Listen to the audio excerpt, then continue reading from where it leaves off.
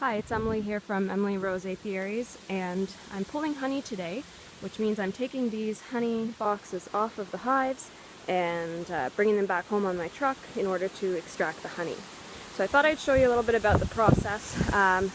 You have to excuse my sniffling, it's a little cold today. It's only about 12 degrees and it's pretty windy, so this is about as chilly as I would want to be pulling the honey. So I've got here a hive stand that put together with my dad, and I call it the bee slide because that's pretty much the function of it. And those bees there are alive and well. I'll show you the process. So this hive here, as I think I've said in other videos, the bottom box is called the brood box, where the queen, the eggs, the larva, the developing brood, that's the box where they are. Then this is the queen excluder, which keeps all that down below, and on top we have the honey supers. So those are what we're after today. So, let's see if I can set my camera down.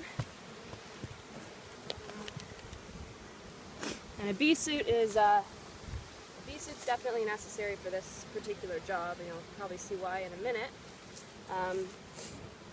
So I use these bags. This is inner covers, or just something to keep the bees from building wax, sticking the lid down to the box.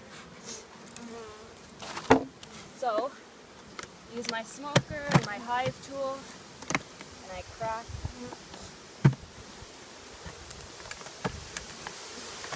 the honey box off. And it's pretty heavy. You see, I like to bang it once to kind of get a bunch of the bees to fall out. These supers, by the way, when they're full, they weigh, I'd say, about 50 or 60 pounds on a really good one.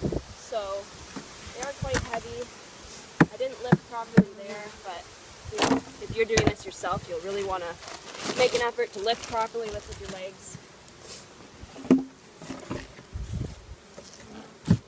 So I close up the hive to try to minimize the disturbance to the other bees. And then I run 9 frames in my supers. It just makes a bit more room so that when I'm pulling honey especially, it's a lot easier to move them around, kind of do what I need with them.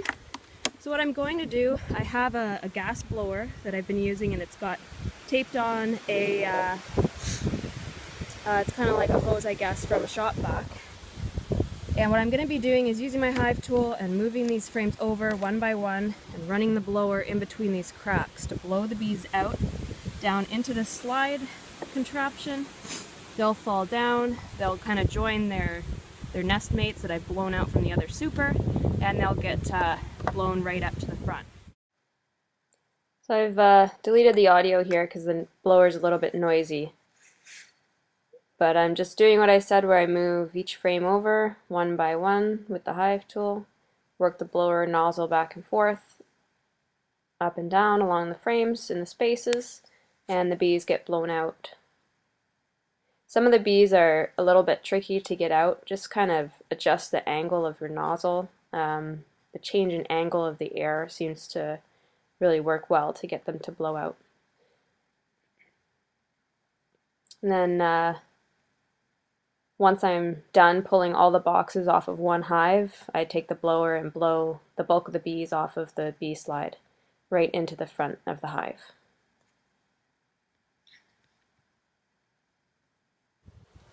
So those few that are stuck there will get blown off as I work on it a little bit more, and the rest will get cleaned up by the other bees. I tend to leave the slide in the bee yard kind of flipped over upside down so the bees can clean it up, and the remaining ones that are kind of stuck there temporarily will get cleaned up by their other bees and make their way home. So this method does work pretty well. I've pulled quite a few supers this way. It's a method I learned from my friends at Apiaries Apiary, and there are of course faster methods to do this.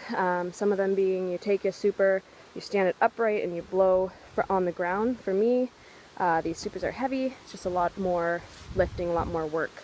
I may even cut this stand a couple inches shorter to make it a little bit more ergonomic, but that's the general concept. So thanks for watching.